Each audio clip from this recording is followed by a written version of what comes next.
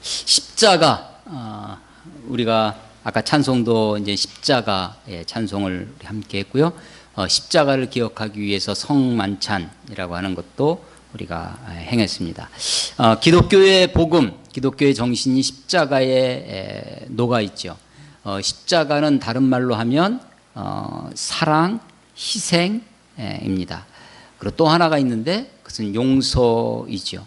기독교 복음에 아주 중요한 것이 용서입니다. 하나님 우리를 용서하시고 받아주셨다고 하는 것입니다. 하나님의 용서가 하나님이 온 인류를, 저와 여러분의 죄를 용서하셨다라고 하실 때 그 하나님의 용서가 그야말로 무한정 모든 것을 그냥 끝까지 용서하시는 것인가 라고 하는 것입니다. 그래서 이 용서와 더불어서 우리가 생각할 것이 하나님의 심판입니다. 저는 간혹 이제 죄악의 임계점이라는 것을 좀 생각하는데요. 하나님이 특별히 역사 가운데 하나님의 뜻을 많이 보여주시고 하나님이 어떻게 역사를 주관하시고 이끌어 가시는지, 하나님의 역사를 어떻게 다루시는 것을 보게 됩니다. 이스라엘 백성 가운데 이스라엘 백성들이 하나님께 범죄할 때 하나님이 그들에게 징계하시고 그들을 견책하십니다. 그들을 다루시는데 하나님이 그들의 그 죄악이 임계점에 다다르도록 하나님이 인내하십니다. 그러나 그 절정에 이르러서 하나님이 그들을 심판하시는 것을 보게 됩니다. 이스라엘이 두 나라로 분열이 되었습니다. 북왕국 이스라엘과 남왕국 유다로. 그래서 우리 성경을 읽을 때 오늘 본문에 이스라엘이라는 단어가 나오는데 이스라엘과 유다를 나눠서 이야기할 때는 그때 이스라엘은 북이스라엘을 말할 때가 많이 있습니다. 특히 선지서를 읽을 때 그렇고요. 유다는 남유다를 이야기하는 거죠. 근데 또 어떤 대목에는 이스라엘이 그냥 남북을 통칭해서 이렇게 이스라엘이라고 할 때도 있습니다. 우리가 예를 들어서 미국 하면 이제 워싱턴 소식에 의하면 워싱턴이라고 하는 것이 미국 전체를 소련, 러시아 같은 경우는 모스크바 이런 식으로 그 도시, 특별히 수도를 가지고 이렇게 대체하기도 하죠.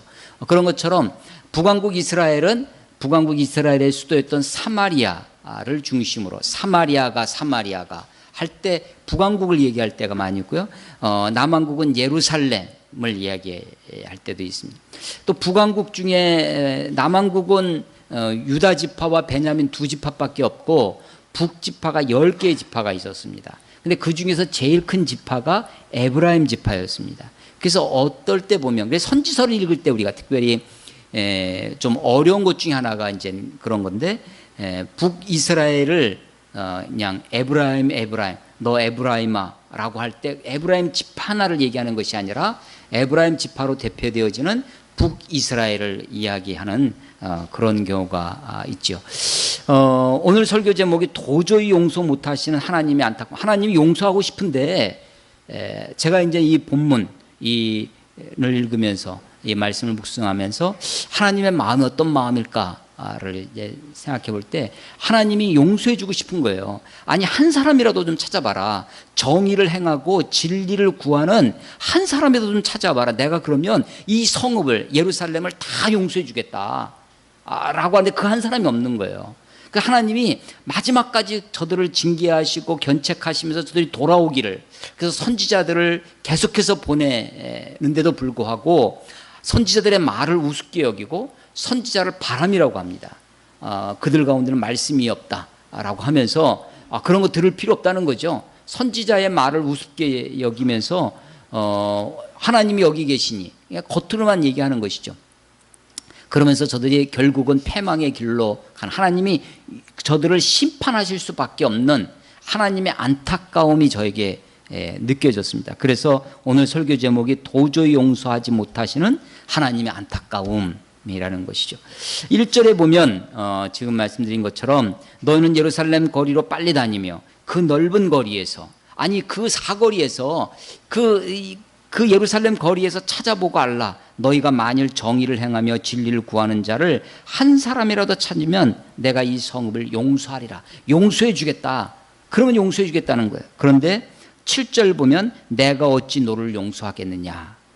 내가 널 어찌 용서, 너희가 이렇게 살고 있는데 용서를 하겠느냐라고 하는 것이죠. 하나님의 안타까움이 아주 깊이 묻어 나옵니다. 정의를 행하며 진리를 구하는 자, 저는 이것을 줄여가지고 정행진구, 뭐라고요? 정의를 행하고 진리를 구한다. 정행진구라고 이제 제가 저 혼자 붙이는 말이에요. 뭐 세상은 그런 성어, 사자성어를 안 쓰겠지만 정행진구, 정의를 행하고 진리를 구하는 자, 하나님이 찾으시는 사람이 그런 사람이다라고 하는 것입니다. 여호와의 길이 무엇이냐? 하나님의 법이 무엇이냐? 여호와의 길이 성전에 와서 제사를 드리고 예배를 드리고 하는 것은 그 의식의 여호와의 길이 있는 것이 아니고, 그것을 통해서 천국으로 가는 어떤 하나님께 가는 어떤 길이 나는 것이 아니라, 하나님의 길은 어디 있냐면 이 땅 가운데서 정의를 행하는 것, 진리를 구하는 것, 그 속에 하나님의 길이 있다라고 하는 것입니다. 하나님이 얼마나 안타까우면 정행진구, 정의를 행하고 진리를 구하는 자 한 사람이라도 좀 찾아봐라. 예루살렘 거리에 가서 찾아봐라. 그 넓은 길에서 한번 찾아봐라. 한 사람이라도 찾으면 내 이 성읍을 다 용서해 주겠다라고 하시죠.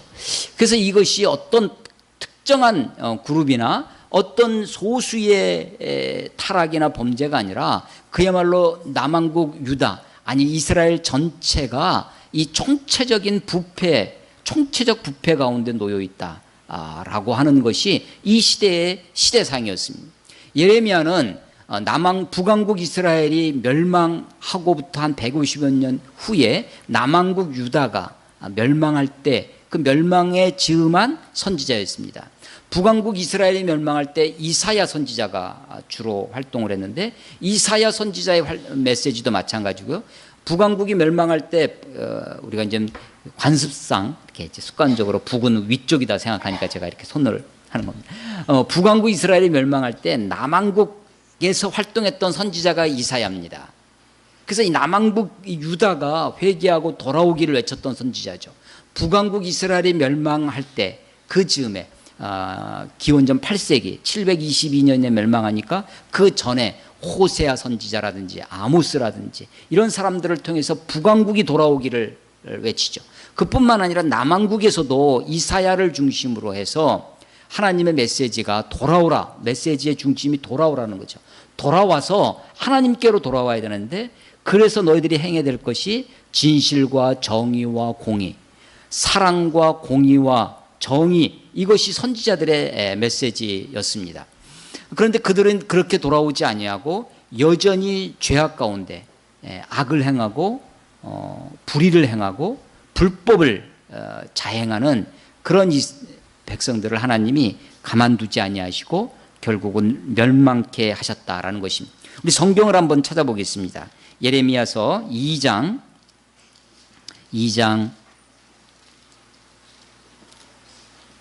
8절 말씀 보겠습니다. 2장 8절. 2장 8절 제가 읽어보겠습니다. 제사장들은 여호와께서 어디 계시냐 말하지 아니하며, 제사장들은 하나님 어디 계시냐 묻지도 않아요. 관심도 없습니다. 신경도 쓰지 않습니다. 제사장들은 여호와께서 어디 계시냐 말하지 아니하며, 율법을 다루는 자들은 나를 알지 못하며, 관리들도 나에게 반역하며, 선지자들은 바알의 이름으로 예언하고 무익한 것을 따랐느니라.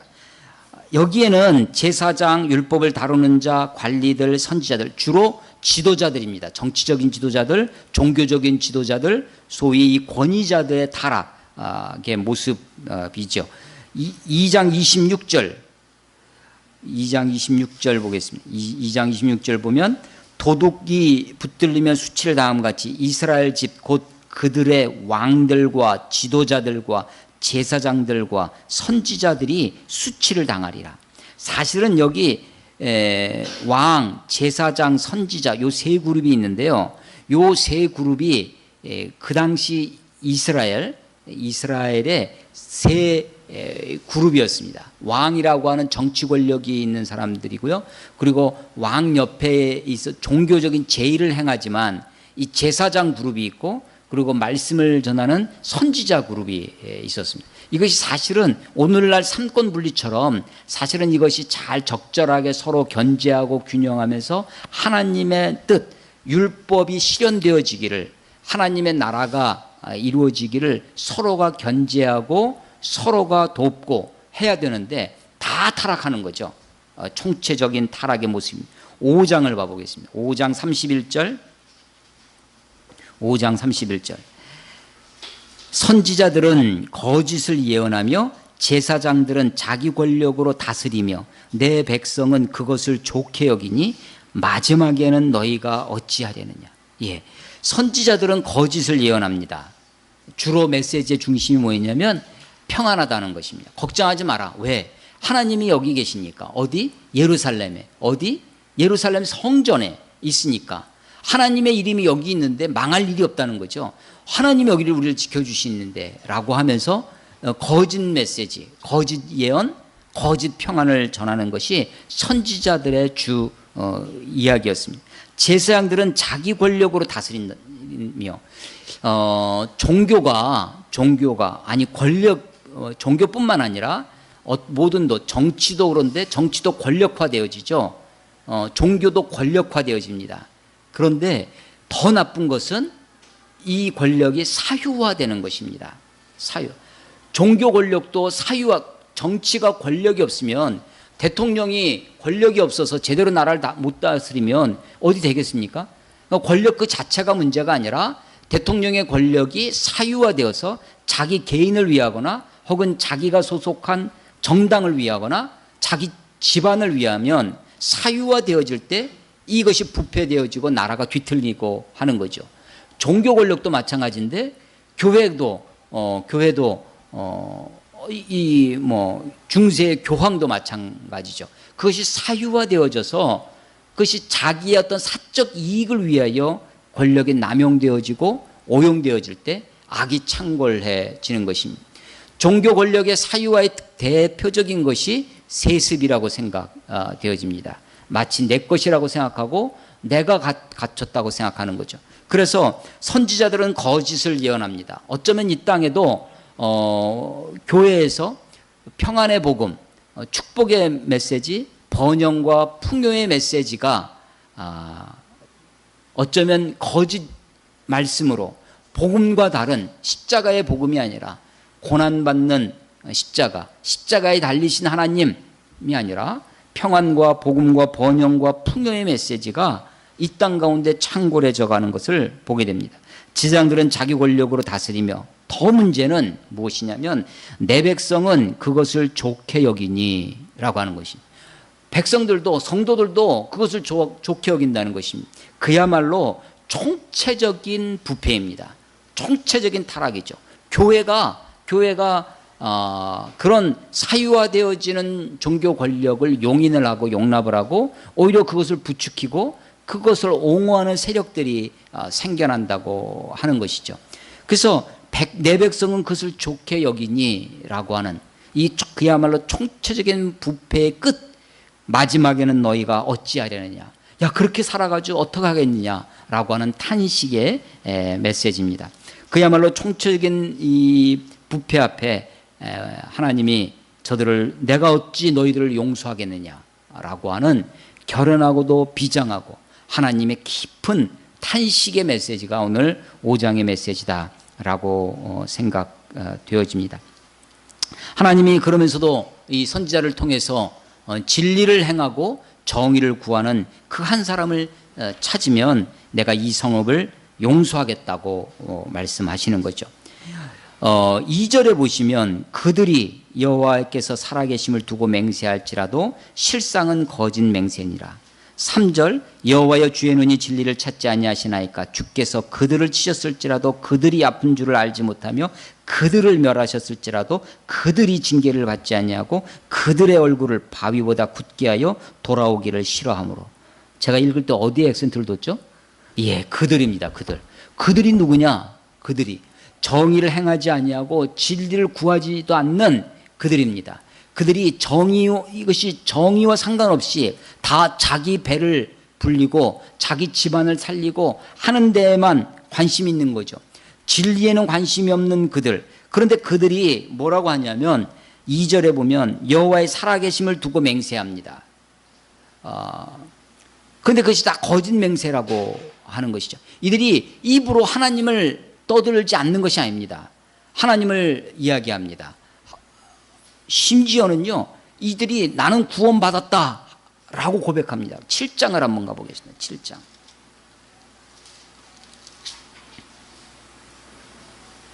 7장 8절. 7장 8절. 보라, 너희가 무익한 거짓말을 의존하는도다. 너희가 도둑질하며 살인하며 간음하며 거짓 맹세하며 바알에게 분향하며 너희가 알지 못하는 다른 신들을 따르면서 내 이름으로 일컬음을 받는 이 집. 이게 뭐예요? 성전이죠. 예, 그 당시에는 성전이고 아마 지금은 뭐 교회 뭐 이렇게 얘기할 수도 있을 겁니다. 내 이름으로 일컬음을 받는 이 집에 들어와서 교회에 와서는 내 앞에 서서 하나님 앞에 서서 말하기를 우리가 구원을 얻었나이다. 그렇게 얘기한다는 거예요. 나는 구원 받았어. 나는 하나님의 자녀야. 나는 천국 갈 수 있어. 라고 구원을 얘기합니다. 그러면서도 여전히 도둑질하고 살인하고 간음하고 거짓 맹세하고 온갖 우상을 섬기고 하는 것이죠. 그래서 이들이 구원을 받았다고 하는 구원의 확신, 구원 간증을 하는 것이 얼마나 허망한 것임을 우리가 보게 되어집니다. 5장 2절에서 그들이 하나님의 이름으로 맹세할지라도 그것이 거짓 맹세라고 하는 것입니다. 우리가 얼마나 교회 안에서 하나님의 이름이 찬양되어집니까? 하나님의 이름으로 온갖 것들이 고백되어지는데, 그래서 말라기서를 읽으면요 뭐라고 나오냐면 말라기 선지자를 통해서 하나님이 이 성전문을 닫을 자가 있었으면 좋겠다. 하나님이 얼마나 역겹고 하나님이 얼마나 구토날 지경이었으면 누가 이 제사를 좀 그치게 해라. 이 성전문을 닫아버려라. 요즘식으로 하면 이 좀 교회를 좀 망하게 해라. 교회 문 좀 닫을 자가 없느냐라고 말하는 것이 말라기서입니다. 말라기서는 여러분이 아시다시피 구약의 마지막 책이죠. 예루살렘 성전이 망하고 무너지고 포로로 잡혀가서 70년 동안의 포로기를 거치고 돌아옵니다. 돌아와서 복귀 시대의 메시지. 그런데 그 마지막 때까지도 성전이 무너지고 70년 포로 생활을 하고 와서도 이스라엘 백성들이 정신을 차리지 못합니다. 70년 후에 스룹바벨을 중심으로 성전이 재건되어지죠. 그러나 그들이 여전히 하나님 없는 삶을 살아가게 되어집니다. 그래서 하나님의 이 안타까움이 너희들 마지막까지 이런 마지막에 도대체 어찌하려고 이러느냐라고 하는 것이 이 5장의 메시지입니다. 3절에도 보면 계속 그들을 이야기하는데 그들을 치셨을지라도 그들이 아픈 줄 알지 못하며 감각을 잃어버립니다. 웬만큼 징계에서는 아픈 줄도 몰라요. 통증을 상실합니다.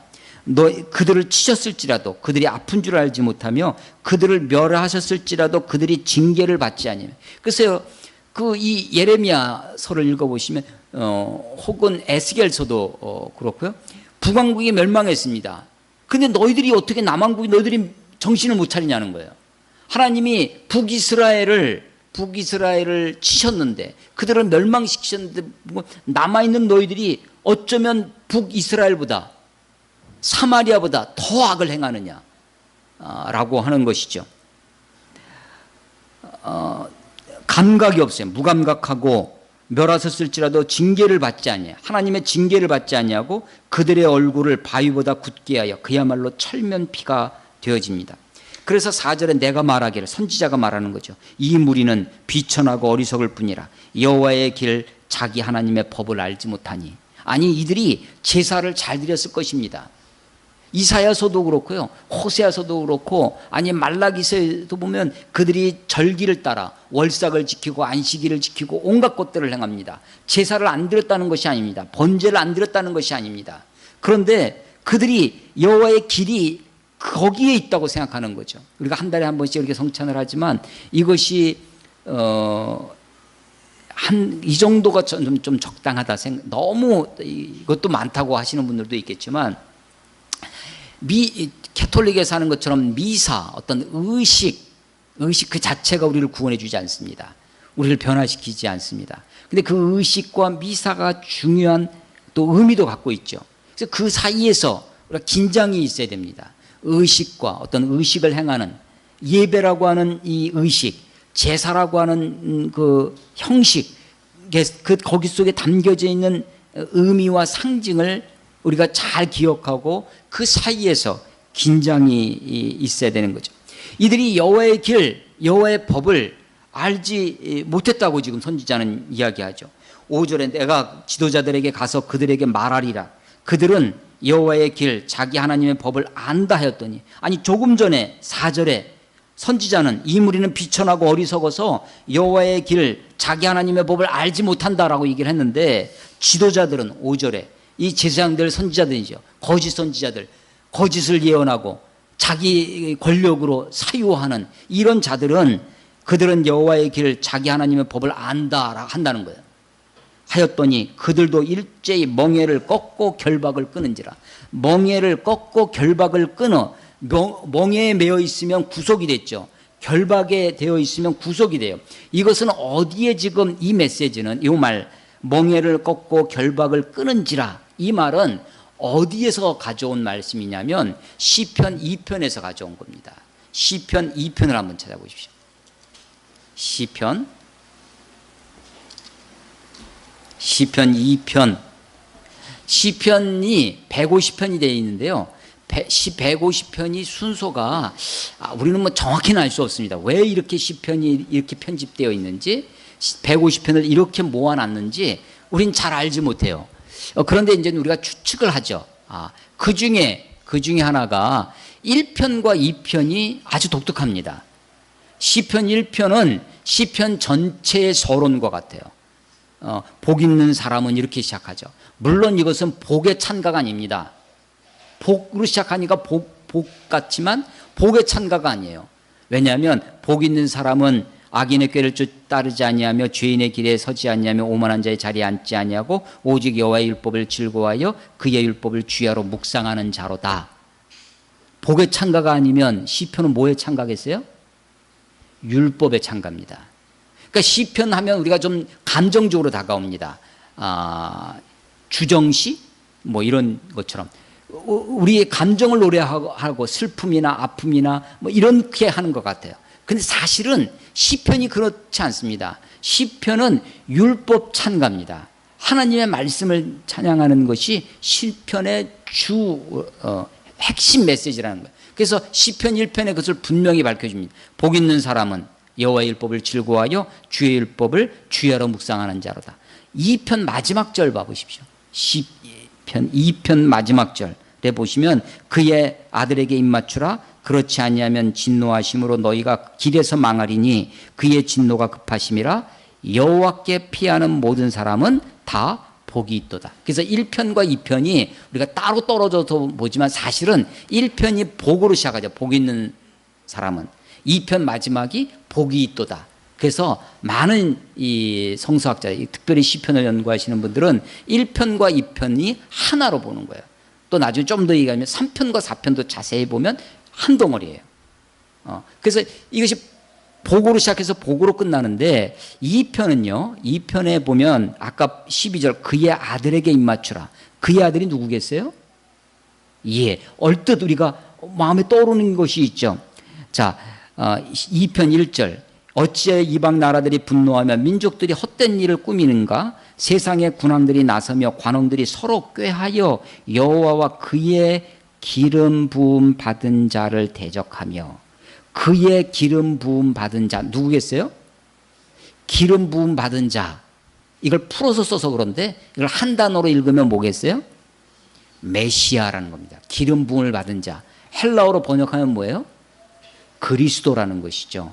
그래서 그의 기름 부음 받은 자 그리스도를 얘기하는 것입니다.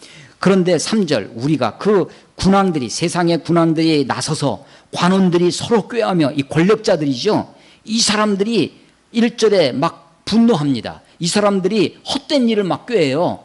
그러면서 하는 말이 뭐냐면 3절, 우리는 누구예요?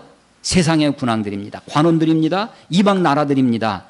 헛된 일을 꾸미고 분노하고 꾀하는 사람들이 3절, 우리가 그들의 맨 것을 끊고 그의 결박을 벗어버리자 하는도다. 이 세상이 꿈꾸고 있는 것이 뭐예요? 맨 것, 메인 것, 그 결박을 벗어버리자라는 것입니다. 그 멍에를 풀고 그 결박을 벗어버리자. 예, 그렇습니다. 인류, 죄인들이 꿈꾸는 것이 있습니다. 그것이 뭐냐면 하나님으로부터의 해방입니다. 하나님으로부터 벗어나려고 하는 것입니다. 그것이 창세기 3장의 이야기입니다. 그것이 예수님의 탕자의 비유의 이야기죠. 죄인인 인간이 꿈꾸고 있는 것이 하나님을 나를 구속하고 나를 억압하고 멍에로 생각합니다. 그래서 이 나의 맨 것을 끊고 그의 결박을 벗어버리자. 이게 세상 군왕들의 이야기예요. 하나님이 그들을 향하여 분노하시겠다고 4절 보시면 2편 4절 하늘에 계신 이 하나님이시죠. 웃으시며 주께서 그들을 비웃으시리라. 그때 분을 발하시며 하나님이 분을 발하시고 진노하사 그들을 놀라게 하여 이르시기를 내가 나의 왕을 내 거룩한 산 시온에 세웠다 하리로다. 내가 여호와의 명령을 전하노라. 여호와께서 내게 이르시기를 너는 내 아들이라. 오늘 내가 너를 낳았도다. 내게 구하라. 내가 이방 나라를 내 유업으로 주니 내 소유가 땅끝까지 이르리라. 내가 그 아들이 철장으로 그들을 깨트림이며 질그릇같이 부수리로다. 누가 하는 거냐면 예수 그리스도가 하는 것입니다. 하나님이 이 세상에 대한 하나님의 처방이 뭐였냐면 아들 예수 그리스도를 이 땅에 보내시는 것입니다. 그래서 그가 철장으로 그들을 깨트리고 질그릇으로 부수는 것, 이것은 어디에 또 나오는 거냐면 심판의 메시지인데요. 이 철장으로 깨트리고 질그릇으로 부수는 이 이야기는 그대로 다니엘서에서 뜨인 돌로 에스겔에서 그리고 요한계시록에서 반복되어지는 것입니다. 그래서 이것은 그리스도 하나님에 대한 하나님의 아들 예수 그리스도에 대한 모습으로 우리에게 소개되어지고 있는 것이죠. 이것은 인류 역사를 통해서 하나님의 구원사를 통해서 실현되어지고 있는 것입니다. 자, 다시 예레미야 5장을 가보겠습니다. 예레미야 5장에서 5절 내가 지도자들에게 가서 그들에게 말하리라. 그들은 여호와의 길 자기 하나님의 법을 안다. 아니 조금 전에 4절에서 선지자는 저들이 여호와의 길 하나님의 법을 모른다 알지 못한다 했는데 이 타락한 지도자들은 하나님을 안다는 거예요. 그러면서 그들이 꿈꾸는 게 뭐냐면 그들이 꾀하는 것이 뭐냐면 멍에를 꺾고 결박을 끊은지라. 하나님 없이 살아갑니다. 하나님을 예루살렘 성전에 가둬놓고 자기들은 성전 바깥에서 온갖 악을 저지릅니다. 하나님 없이 살아가는 거예요. 그래서 하나님이 6절 그러므로 수풀에서 나오는 사자가 그들을 죽이며 사막의 이리가 그들을 멸하며 표범이 성읍들을 엿본즉 그리로 나오는 자마다 찢기리니 이는 그들의 허물이 많고 반역이 심함이라. 하나님이 그래서 그들을 심판하시겠다고 하는 것이죠. 저들을 죽이겠다고, 저들을 멸하겠다고, 저들을 찢겠다고 하시는 것입니다. 그래서 7절 내가 어찌 너를 용서하겠느냐. 하나님의 탄식입니다. 내가 어찌 너희를 용서하겠느냐. 내 자녀가 나를 버리고 신이 아닌 것들을 맹세하였으며 내가 그들을 배불리 먹인즉 그들이 간음하며 창기의 집에 허다히 모이며 그들이 두루 다니는 살찐 수말같이 수말 거기다 우리 사이시옷을 넣어야 확실하게 우리 순말입니다. 이거 씨를 씨말이라고도 하고 종말이라고도 마지막 때의 종말이 아니라 스텔리온이라고 하는 단어인데요. 암컷은 많은데 수컷은 몇 마리만 있어도 됩니다. 이것이 온 이 암컷에게 씨를 번식하는 그런 씨말을 얘기를 하는 건데 각기 이웃의 아내를 따르며 소리를 지는 그런 모습입니다. 그래서 이들이 배불리 먹어요. 사실은 번영이 있습니다. 풍요가 있어요. 근데 그들이 온갖 타락과 자기 쾌락을 쫓고 자기가 가지고 있는 힘으로 권력으로 남을 강제하고 남에게 남을 것을 빼앗고 온갖 악을 저지르며 사는 거죠. 그래서 9절 여호와의 말씀이니라 내가 어찌 이 일들에 대하여 벌하지 아니하겠으며 내 마음이 이런 나라에 보복하지 않겠느냐. 이 일들, 이 타락하고 이 부패한 백성들을 내가 어떻게 벌하지 않으시겠느냐. 내가 이런 나라들을 보복하지 않겠느냐라고 말씀하시는 것입니다. 계속해서 심판의 메시지입니다. 10절 너희는 그 성벽에 올라가. 어떤 성경은 이 성벽이 포도나무라고 기록되어져 있는 책도 있습니다. 번역본에 따라 다른데요. 그 성벽으로 읽어도 이해가 되고 포도나무로 읽어도 이해가 됩니다. 이사야 5장에 또 예레미야 2장에 하나님이 이스라엘 백성들을 포도나무로, 극상품 포도나무로, 좋은 포도나무 심었는데 너희가 악한 들포도를 맺으며 어찌함이냐라고 묻는 것과 같습니다. 10절 너희는 그 성벽에 올라가 무너뜨리되 다 무너뜨리지 말며 그 가지만 꺾어버리라. 여호와의 것이 아님이니라. 여호와의 말씀이니라. 이스라엘 집과 유다의 집이 내게 심히 반역한. 자, 여기서의 이스라엘 집은 북왕국을 이야기하는 거예요. 이스라엘 집, 북왕국 사마리아, 북이스라엘 왕을 얘기하는 것입니다. 유다의 집, 남왕국을 얘기하는 거예요. 내게 심히 반역하였느냐. 그들이 여호와를 인정하지 않냐며. 하나님을 인정하지 않아요. 말하기를 여호와께서 계시지 아니하시니 재앙이 우리에게 임하지 아니할 것이요 우리가 칼과 기근을 보지 아니할 것이라. 칼, 전쟁이 없을 거라는 것입니다. 우리 식으로 하면 핵은 없을 것이다. 뭐 이렇게 떠드는 거와 똑같습니다. 자, 여호와께서 계시지 않으니까, 하나님이 안 계시니까 재앙이 우리에게 임하지 아니할 것이라. 여러분 어떠세요? 하나님이 우리 교회에 없다. 그럼 어떻습니까? 하나님이 계시지 아니하시다. 우리 아까 하나님의 현존, 하나님의 임재. 만약에 하나님이 우리 교회에 없다. 하나님이 여기 계시지 않아. 하나님이 안 계시니까 걱정하지 마. 재앙이 없을 거야. 하나님이 안 계시니까 칼도 없고 기근도 없어. 자연재앙도 없고 우린 잘 살 수 있어. 네 마음대로 해.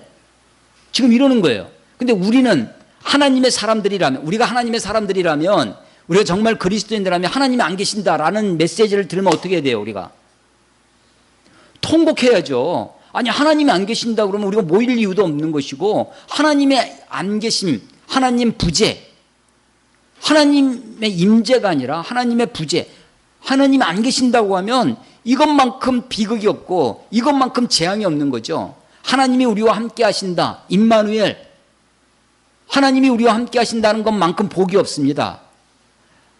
복 중에 복이 뭐예요? 서울대학교 가는 게 복입니까? 돈 많이 벌고 대박 나는 게 복이 아니라, 진정한 복은 하나님께 가까이 가는 것이 복이죠. 여러분, 어떤 일이 생겼는데 이 일이 복이냐 저주냐, 그 일 자체로는 우리가 알 수 없습니다. 아니, 좋은 직장에 들어갔는데 그러고 나서 그 일에 빠져가지고 하나님 잊어버리고 하면 그게 저주가 될 수 있는 거죠. 아니, 나쁜 일이 생겼는데 그 일 때문에 내가 하나님 더 찾고 하나님께 더 가까이 나아가면 그게 오히려 복이 될 수 있죠. 그래서 어떤 일 자체가, 그 자체가 복이냐 저주가 아니라, 그것을 통해서 하나님께 더 가까이 가면 복이 되는 것이고, 하나님께 멀어진다면 저주가 될 것입니다. 자, 하나님이 계시지 아니하시니 우리가 재앙이 우리에게 임하지 않을 것이고 우리에게 칼과 기근을 보지 아니할 것이며 선지자들은 바람이라. 선지자, 하나님이 선지자들을 계속 보냈어요. 근데 이 거짓 선지자들이 예레미야 같은 사람들을, 이런 사람들을 우습게 여기는 거죠. 다 저거 헛거야.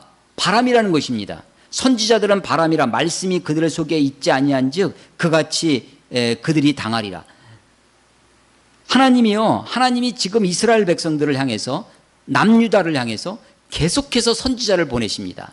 하나님이 최선을 다해서, 하나님의 마음을 다해서 이스라엘 백성들이 돌아오기를 외치시고 힘쓰고 계세요. 예레미야 7장을 가보겠습니다. 7장.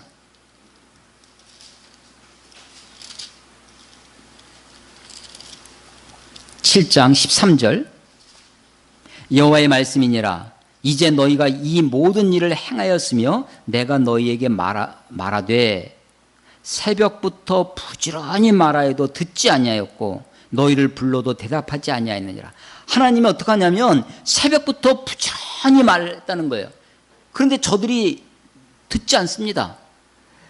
너희를 불러도 대답지 않습니다.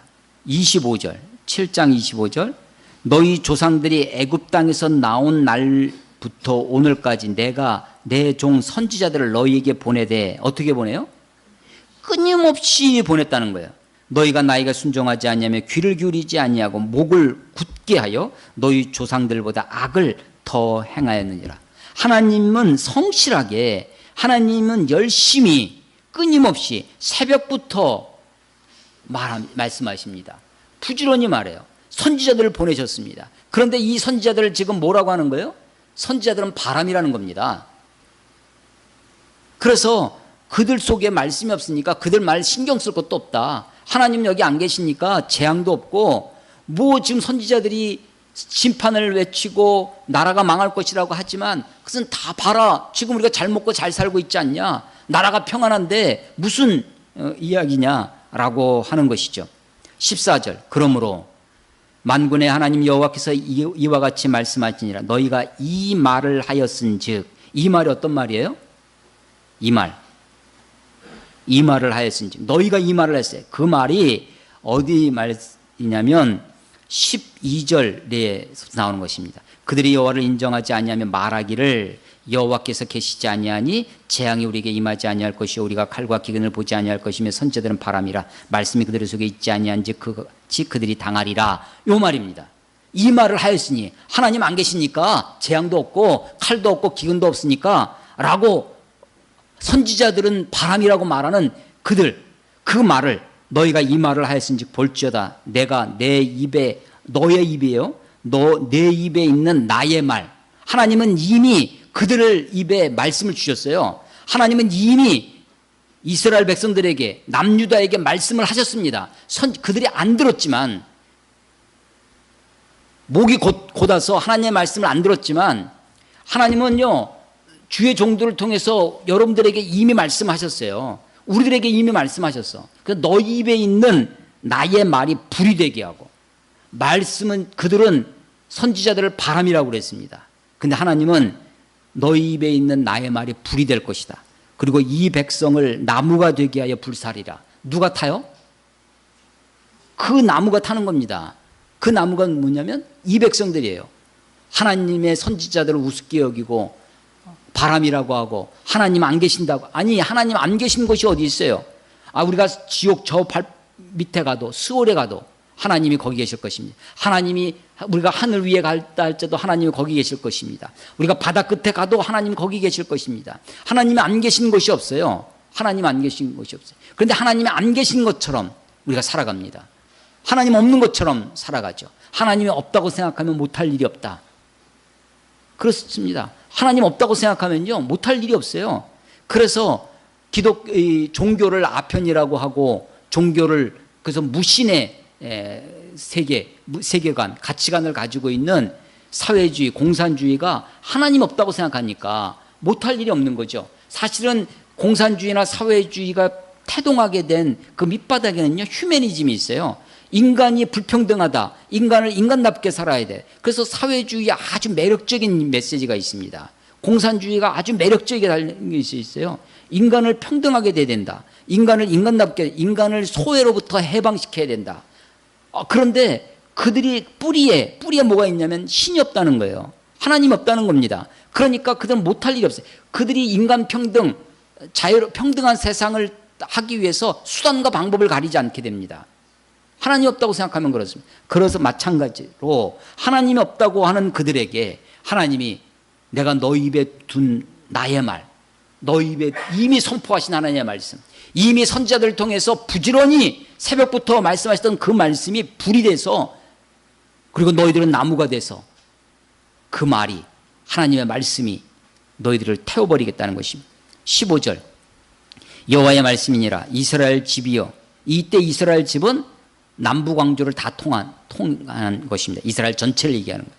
이스라엘 집이여, 보라 내가 한 나라를 먼 곳에서 너에게 오게 하리니. 이것이 바벨론에 의해서 실현되어지죠. 느부갓네살에 의해서 이 바벨론이 침공해 와서 완전히 나라를 남한국 유다까지 멸망시키고 성전이 무너지게 합니다. 자, 곧 강하고 오랜 민족이라 그 나라 말을 내가 알지 못하며 그 말을 내가 깨닫지 못하느니라. 지금 선지자의 말을 바람으로 여긴 그들에게 하나님은 내가 내 입에 둔 나의 말이 불이 되게 하시겠다고 합니다. 그리고 너희들을 심판하기 위해서 저 먼 나라에서 강한 나라, 오래된 나라, 지금 이 바벨론은 신바벨론입니다. 고대 바벨론이 있어요. 아주 오래된 나라입니다. 실제로 그래요. 오래된 옛날 바벨론, 고대 바벨론, 함무라비 법전 기억하시죠? 그 고대 바벨론이 있었어요. 기원전 3000년경에. 근데 지금은 기원전 500년, 600년경입니다. 신바벨론입니다. 이 나라가 쳐들어온다는 것입니다. 그런데 그 표현을 보십시오. 그 나라 말을 내가 알지 못하며 그 말을 내가 깨닫지 못하느니라.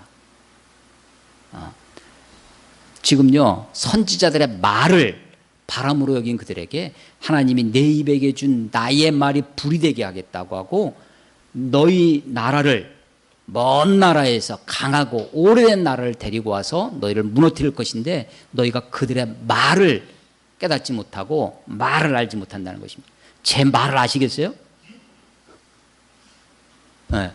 여러분, 하나님의 말씀이 우리들에게 이미 어제도 제가 밤늦게 집에, 여기 교회에서는 그래도 집에 들어가는데 한 시간 이상 걸렸어요. 누구랑 아주 상담 전화를 밤새 막 받느라고. 그런데요, 정말 답답합니다. 정말 안타까워요. 왜 전화가 그렇게 오래되냐면 말귀를 못 알아듣습니다. 수없이 얘기를 해도 말이 안 통해요. 아니, 더 안타까운 것은 하나님의 말씀을 모르는 자가 아닙니다. 말씀을 잘 알아요. 그래서 자꾸만 하나님 목사님 성경엔 이렇게 말씀하지 않았냐고 자기가 알고 있는 말씀을 들이댑니다. 말씀이 나를 이용하고 말씀이 나를 사용하시고 내가 말씀의 종이 돼야 되는데, 악한 인간이요, 내가 말을 이용하려고 합니다. 하나님의 말씀을 이용을 해서 하나님의 말씀을 자기적으로 자기의 이익이나 자기의 쾌락이나 자기의 죄를 핑계하기 위해서 말씀을 사용해요. 악한 인간의 모습입니다. 아니, 하나님의 말씀을 우습게 여겨요. 하나님의 말씀을, 선지자들의 선포된 말씀을 바람이라고 여깁니다. 바람결에 들어버려요. 하나님은요, 네가 바람으로 여기는 그 말을 불이 되게 하겠다는 것입니다. 여러분, 불이 일어나는데 바람이 불어보십시오. 그 나무가 어떻게 되겠어요? 그야말로 호록 타버릴 겁니다. 수년 전에, 한 10여 년 전에 강원도 강릉에 산불이 나는데요. 그때 우리 후배가 이제 거기서 소대장을 이렇게 하는데, 군인들 데리고 산에 가서 그 얘기를 제가 전해 들었는데, 바람이 부니까요, 불이 탄 나무가 불덩어리가 돼서 이 산에서 저 산으로 날아갑니다. 휙 하면서 이 빨간 불덩어리가 날아다니는 거예요. 언제 저 불이 우리에게 올는지 모르는 거죠. 여러분, 바람과 불, 하나님이 너희가 바람이라고 여기는 그 선지자의 말이 불이 되게 하고 너희가 나무가 되어서 내가 다 불살라 버리겠다고 하시는 것입니다. 제가 15절까지만 본문을 읽었지만 16절 이하 하나님의 심판의 메시지가 계속해서 이어집니다. 그러면서 마지막 31절에 선지자들은 거짓을 예언하고 지장들은 자기 권력으로 다스리고 내 백성들은 그것을 좋게 여기고 있으니 마지막에는 너희가 어찌하려느냐 라고 하는 하나님의 탄식이 5장에 있는 것입니다. 예루살렘 거리를 한번 다녀봐라. 그 넓은 거리에서 진리를 행하고 정의를 행하고 진리를 구하는 정행진구의 사람을 한 사람이라도 찾으면 내가 이 성읍을 용서하겠다라고 하시는 하나님의 안타까움의 메시지입니다. 그래서 오늘 설교 제목이 도저히 용서하지 못하시는, 하나님이 새벽부터 선지자들을 보내시고 부지런히 말씀하시고 하는데도 목이 곧은 이 백성들이 자기가 가지고 있는 풍요와 번영, 자기가 가지고 있는 어떤 권력, 자기가 가지고 있는 그것에 갇혀서 그것에 안주하면서 하나님의 메시지에 귀를 기울이지 않냐. 여러분, 기본적으로 성경은 하나님을 모르는 사람들에게 하신 말씀이 아닙니다. 성경은 하나님을 아는 사람들에게, 저와 여러분에게 선포되어지는 하나님의 말씀인 것을 우리가 알아야 할 것입니다. 하나님의 나라는 누가 가는 거냐? 회개한 자가 가는 것입니다. 복음이 뭐냐? 때가 찼고 하나님의 나라가 가까웠으니 회개하고 복음을 믿으라. 돌아오라. 하나님께로 돌아오라. 본질에게로 돌아오라. 라고 하는 것이 선지자들의 메시지입니다. 이 땅도 두렵고 떨리는 마음으로 볼 때에 하나님의 죄악의 임계점에 다다르는 것이다 라고 저는 생각합니다. 그 모습이 교회의 모습입니다. 교회가 부끄러운 줄을 알지 못합니다. 교회의 지도자들이 죄악을 저지르고 부끄러운 줄을 모르고 회개하지 않을 뿐만 아니라 끝까지 법정 투쟁을 합니다. 끝까지 자기의 더러운 치부가 드러날 때까지, 아니 그것이 다 드러나고 세상에서도 그것이 성범죄라고 대법원까지 판결을 하는데도 끝까지 자기를 부정하는 그런 모습입니다. 물질적인 타락도 극에 달하 있고 종교적인 이런 사유화가 권력이 그렇게 난무합니다. 우리가 세상 사람들을 탓하고 교회들을 비판하고 그것들을 하는 건 못지않게 더 중요한 것은 우리 자신을 돌아보는 것입니다. 나는 어떤가? 아니 이것이요, 큰 자나 작은 자로서부터 큰 자까지 다 거짓됩니다. 6장 12절 보시면, 내가 그 땅 주민에게 내 손을 펼 것인즉 그들의 집과 밭의 아내가 타인의 소유로 이전되리라. 나 여호와의 말씀이라. 이는 그들이 가장 작은 자로부터 큰 자까지 다 탐욕을 부리며 선지자로부터 지대장까지 다 거짓을 행함이라. 그들이 내 백성의 상처를 가볍게 여기면서 말하기를 평강하다 하나 평강이 없도다. 아니 작은 자로부터 큰 자까지, 아니 교회가 작다고 부정이 없는 것이 아닙니다. 작은 교회라고 뭐 불의가 없는 것이 아니에요. 가난하다고 탐욕이 없는 것이 아닙니다. 가난한 사람은 가난한 대로 물질에 매여 삽니다. 가난해도 물질의 탐욕에 쩌들어 살 수 있습니다. 부자도 마찬가지죠. 작은 자나 큰 자나 마찬가지예요. 아니 말단 공무원도 뇌물 받고 저 위에 있는 사람들도 뇌물을 받고 부정을 저지르는 거죠. 규모가 크고 작을 뿐이지 작은 자에서부터 큰 자까지 다 탐욕을 부리고 다 거짓을 행하는 것입니다. 예루살렘 거리를 가봐라. 그 넓은 거리에서 정의를 행하고 진리를 구하는 사람 한 사람을 찾아봐라. 한 사람이라도 찾으면 내가 이 성읍을 용서하리라 라고 말씀하십니다. 아직까지 하나님의 심판이 이 땅 가운데, 한국교회 가운데 완전히 쏟아지지 않은 것은 그래도 하나님 앞에 매어 달리고 하나님 앞에 온전하게 서려고 하는 하나님의 백성들이, 마치 소돔과 고모라가, 소돔성이 멸망한 것이 악인이 창궐해서가 아니라 의인 10사람을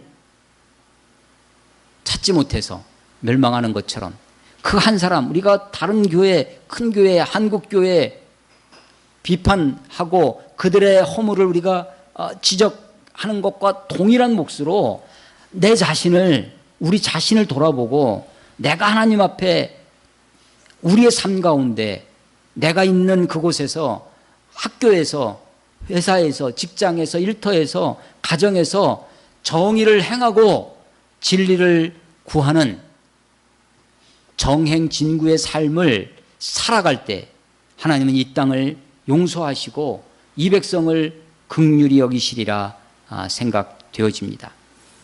선지자들을 통해서 하나님은 지금도 여전히 새벽부터 부지런히 말씀을 하십니다. 하나님의 말씀을 바람결에 듣지 마시고 바람처럼 여기지 마시고 그 말씀을 불처럼 여기셔서 그 말이 내 안에서 불이 돼서 성령의 불길이 우리에게 임하시면 나부터 타야죠. 내 부정이 타고 내 불의가 타고 그래서 그 열기가 내 자신을 뜨겁게 하고 우리 교회를 뜨겁게 하고 우리의 이웃을 따뜻하게 하는 그런 세상이 되어야 되겠다. 예루살렘 거리를 찾아볼 필요도 없습니다. 사실은 우리 교회 안에 여러분의 삶 속에 내가 그 한 사람이 되기를 다짐하고 고백하시는 저와 여러분 되시기를 주의 이름으로 축원합니다. 기도하겠습니다.